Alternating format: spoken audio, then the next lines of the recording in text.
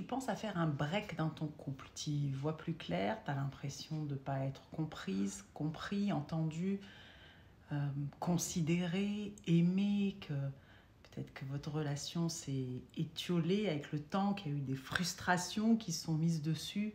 Tu as l'impression d'être avec un étranger ou une étrangère, vous avez peut-être des enfants, famille recomposée ou pas, et que tu ne comprends pas ce qui t'arrive, et peut-être qu'à ce moment-là, tu te dis, ça vaut le coup qu'on fasse un break. Ça vaut le coup qu'on fasse un break, ça peut avoir du sens pour prendre du recul, et en même temps, est-ce que ça va résoudre ce qui ne va pas? Peut-être que ça va même l'entretenir d'une certaine façon parce que tu vas focaliser sur tout ce qui ne va pas. Un peu comme si on mettait la tête dans la poubelle, et quand on fait ça dans les relations amoureuses, même dans la vie, il y a de fortes chances que ça vienne alimenter tout ça et qu'en réalité, on mette nos mécanismes de protection qui sont soit je vais plutôt me recroqueviller sur moi et être distante, donc ça va générer ce cercle vicieux encore plus, où on va encore moins se comprendre, on va encore moins avoir envie de comprendre d'ailleurs, soit dans l'autre cas de figure, dans le mécanisme de protection, c'est plutôt d'aller sur le dos de l'autre, pas de la meilleure façon à cet instant, vu qu'on se sent blessé, on se sent frustré, donc plutôt en mode attaque, et en mode tu, et reproche, et ça va encore envenimer le truc. Donc est-ce que là, on va prendre du recul, on va se séparer un moment, est-ce que ça peut changer les choses vraiment? Ou peut-être créer un cercle vertueux, aller changer tout ça. Changer tout ça, ça veut dire quoi? Ça veut dire aller apprendre à se reconnecter, à enlever tout ce qui s'est mis là dans l'espace de la relation. Il y a toi, ton partenaire, et l'espace entre qui est venu se placer et qui a fait cette fermeture ou cette distance pour pouvoir justement la transformer. Pour pouvoir la transformer, ne serait-ce que déjà si tu te poses là 2 secondes un moment et que tu te dis, qu'est-ce qui a fait que tu as choisi cette personne parmi des milliards d'individus sur Terre? T'imagines, des milliards, c'est cette personne-là qui t'a attiré. Qu'est-ce qui t'a attiré chez cette personne? Qu'est-ce qui a fait que tu t'es dit, waouh, j'ai envie de vivre cette histoire avec toi, j'ai envie de partager peut-être ma vie avec toi ou mon quotidien avec toi? Qu'est-ce qui fait que je vais aller ouvrir au chat parce que lui, il a l'air de dire quelque chose là en disant ouvre-moi la porte, ouvre-moi la porte, je veux partir. Alors, si tu veux partir et qu'il n'y a plus de sentiments, évidemment, tu ne te poserais pas toutes ces questions et tu partirais directement et tu ne te dis pas on va faire un break. On va faire un break, ça sous-entend souvent, je ne suis pas dans ta tête évidemment, mais pour toutes les centaines de couples que j'ai accompagnés, c'est que, et moi-même dans ma vie, c'est qu'il y a encore quelque chose. Et quand il y a encore quelque chose, la good news, c'est qu'on peut switcher ça. De toute façon, dans une relation amoureuse, dans un couple, j'ai envie de dire aujourd'hui, vu le taux de divorce, il est évident que l'amour, c'est pas suffisant. Et qu'on est des fortiches en fin de compte pour aller réussir à ne pas nous autoriser quelque part à être aimé et à aimer. Bon, bref, tout ça, c'est des histoires dans notre enfance, mais en tout cas, peut-être que tu as l'impression de rejouer quelque chose dans cette histoire et que tu viens à nouveau ressentir quelque chose que tu connais déjà. Et mettre le même mécanisme de protection que tu mettais, soit tu te retires et tu te dis je me barre, soit tu vas sur le dos de l'autre, mais pas de la meilleure des façons, qui est évidemment pas entendable.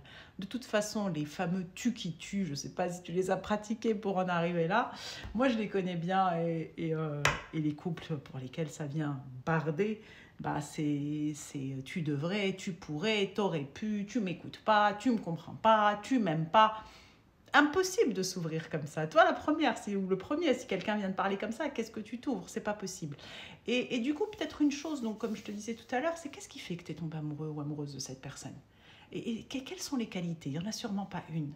Et ces qualités-là, cette personne, elle les a toujours.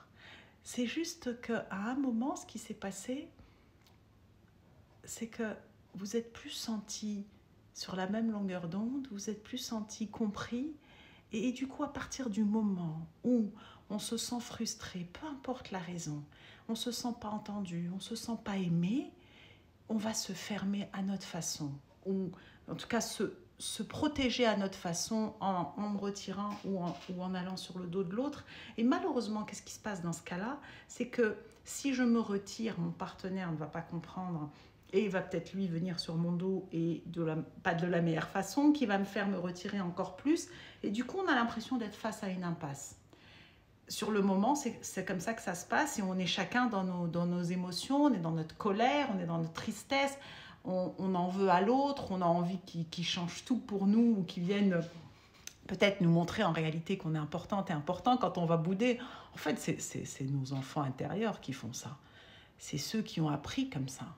Et ce qui est cool, c'est que, même si c'est pas facile, c'est qu'on peut apprendre à faire autrement.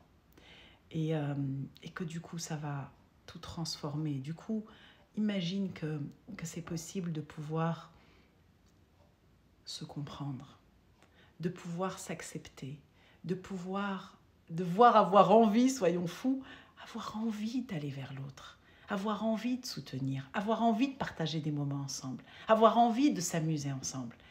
Et c'est un peu ça, l'amour et une relation amoureuse épanouissante. Et on est tous logés à la même enseigne. C'est pas mieux à côté parce qu'on n'a pas les clés. Et une fois qu'on apprend les clés, qui sont déjà juste une, si tu allais voir ton partenaire, que tu le regardais dans les yeux, pas avec des yeux revolver, rappelle-toi de ce qui a fait que tu es tombée amoureux ou amoureuse de lui. Et que tu lui dis une chose qui fait que je suis tombée amoureuse de toi, c'est... Qu'est-ce que c'est le truc qui fait que tu es tombée amoureuse?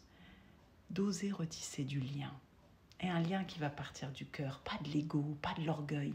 Parce que l'ego et l'orgueil, ils savent faire un truc qu'ils ont déjà appris dans le passé. Ils savent casser en fonction de nos bobos. Ils savent tout faire pour être rejetés ou rejeter l'autre. Ou peu importe ta blessure, abandonner, humilier, maltraiter, pas respecter, trahir. Et l'espace de la relation, c'est le meilleur espace pour pouvoir justement aller à la rencontre de ça ensemble. Mais il y a besoin de switcher ça. Pour switcher ça, si maintenant tu prenais cette initiative d'aller le voir, peut-être va dire, mais qu'est-ce qui t'arrive? T'es amoureuse de moi? En tout cas, ce qui m'a fait tomber amoureuse de toi, c'est ça. Et tu lui dis avec ton cœur, remets-toi là-dedans. Remets-toi dans cette énergie. Garde pas ta tête que dans la poubelle.